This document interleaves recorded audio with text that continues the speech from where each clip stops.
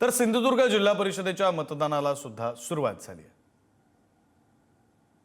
जिल्हा परिषद आणि पंचायत समितीच्या निवडणुकीसाठी आज मतदान होतंय। सकाळी 7:30 वाजल्यापासून मतदानाला जी आहे ती सुरुवात झालेली आहे। मी आता सिंधुदुर्ग जिल्ह्यातील कणकवली येथे शाळेमध्ये आहे। या ठिकाणी जर बघितलं असेल तर कलमट येथील मतदान केंद्र आहे, ज्या ठिकाणी शांततेमध्ये मतदान पार पडलं जातंय। निवडणूक अधिकारी असतील किंवा प्रशासन जे आहे ते सज्ज देखील झाल्याचं बघायला मिळतंय।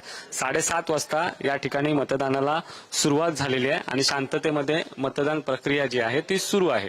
अर्थात सकाळी मॉकपोल करण्यात आला आणि त्यानंतर 7:30 वाजता मतदान जे आहे ते सुरू झालेलं आहे। आपण जर बघितलं असेल तर सिंधुदुर्ग जिल्ह्यात नेहमीच हाय व्होल्टेज लढती जे आहेत ते पाहायला मिळतात। नगरपालिका निवडणुका असतील किंवा नगरपंचायतीच्या निवडणुका असतील, त्यावेळी या ठिकाणी दोन राणेबंधू आमने सामने आले होते आणि एक मोठी टक्कर जी आहे ती दोन राणेबंधूंमध्ये पाहायला मिळाली होती। मात्र आता चित्र वेगळं आहे। दोन राणेबंधू एकत्र आहेत, महायुती एकत्र निवडणूक लढते।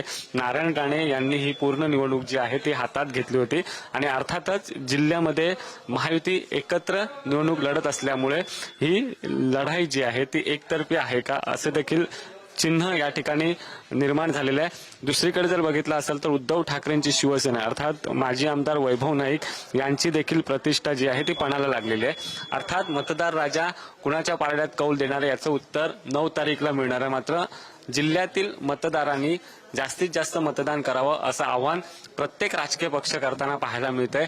जवळपास जिल्ह्यातील 810 मतदान केंद्रावर मतदान होणार आहे।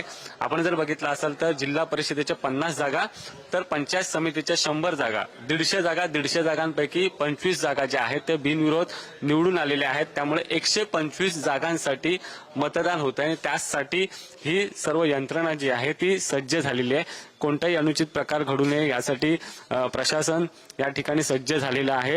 या ठिकाणी जर बघितलं असाल तर 3 मतदान केंद्र आहेत, ज्या ठिकाणी मतदार जे आहेत ते मतदानाचा अधिकार बजावत आहेत आणि 100 मीटरच्या आतमध्ये कुणालाही प्रवेश दिला जात नाहीये आणि मोठ्या प्रमाणात पोलीस बंदोबस्त देखील तैनात करण्यात आला आहे। काही वयस्कर मतदार आहेत, त्यांना अशा पद्धतीने या ठिकाणी मतदानासाठी राजकीय पक्षांकडून आणलं जातंय। त्यांना गाडीची व्यवस्था जी आहे ती करण्यात येते। त्यामुळे अर्थातच मतदानाचा टक्का वाढावा यासाठीच सगळे राजकीय पक्ष प्रयत्न करतायत। वयस्कर मतदारांना देखील या ठिकाणी मतदान केंद्रावर आणण्यासाठी मदत जी आहे ती राजकीय पक्षांकडून केली जाते। आणि माझ्या जर मागच्या बाजूला जर तुम्ही पाहिलात तर या ठिकाणी आता मतदारांचा उत्स्फूर्त प्रतिसाद देखील या ठिकाणी बघायला मिळतोय।